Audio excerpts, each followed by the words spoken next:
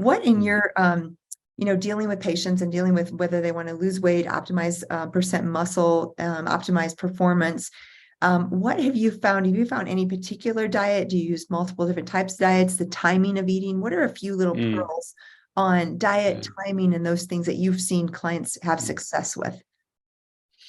Yeah, and I'm going to sort of just give you the preamble to that, because once again, with all my clients, I'm always looking at purpose and community. So I think those are the greatest internal motivators and internal drivers, because for it to really make a change, it needs to be a lifestyle. It needs to continue. It can't be just for 6 months or 9 months. So established purpose, we've spoken about it. Community, I think, is fundamentally important.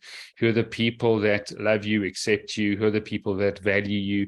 Who are the people that, give you your significance? And I think that's crucially important to have in place, because we can't do this alone. The stat that I shared on the weekend, I did a 5-hour superhuman workshop, is that, and it comes from Nicholas Christakis' work, that if you have an obese friend, you are 40% more likely to be obese. So obesity is the most contagious chronic disease out there. And the same stat applies to depression.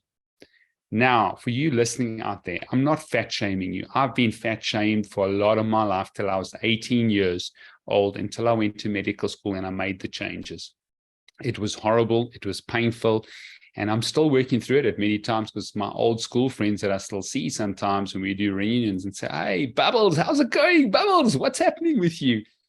And it's difficult for that, because what happens is my identity lies in that. So it's really important that you have multiple circles and communities that really want the best for you, that can help you along your journey. So a circle of people that are runners, or circle of, my wife does Zumba dancing. She loves to dance. So she's got a community of Zumba dancers, a community of people possibly with regards to a nutritionist that's got 8 people in a group.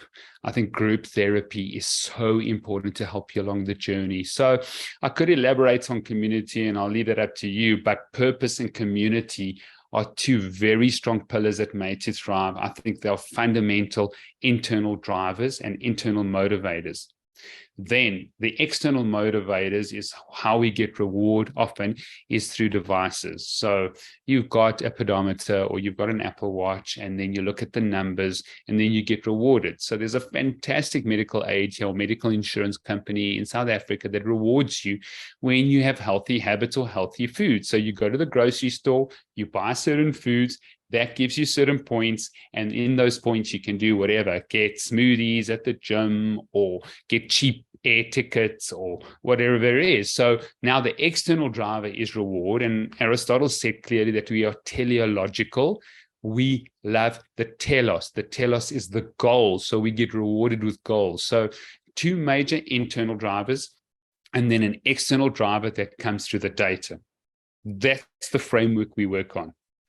Then we look at the individual, see whether do they have any ethical, spiritual considerations to diet. Because one thing I've known, if you try and convert someone who's already got an ethical reason why they want to do a certain diet, then it becomes very problematic. And I see a lot of patients from other doctors, especially endocrinologists, that say, you have to do this diet.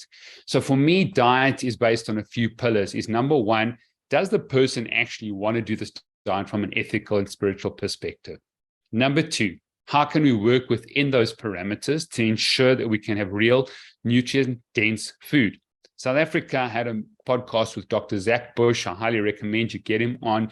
And South Africa is the number 1 glyphosate user in the world. Wow. The environments have not changed the laws with regards to 1961, even more pervasive than the US. And I had Dr. Stephanie Seneff, another person that I think we should really have on about glyphosate. And she was talking about how pervasive it is in America. Like the state of Kentucky, 75% of the air, water is filled with glyphosate.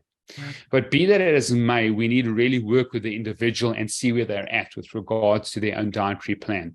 So real food, fasting is probably my biggest sort of weapon, the power of when. And I think almost every person can fast, despite a few, obviously, people, possibly women with low fat percentages or thyroid issues, or those that have done extensive tests where, we've got real problems with them fasting, or they can't produce enough ketones. There are those people with NAFLD or dirty livers or liver dysfunction or any type of SNP that's going to cause issues. But real dense nutrient food plus fasting are my two biggest areas within the parameter of people's sort of ethical and spiritual pillars.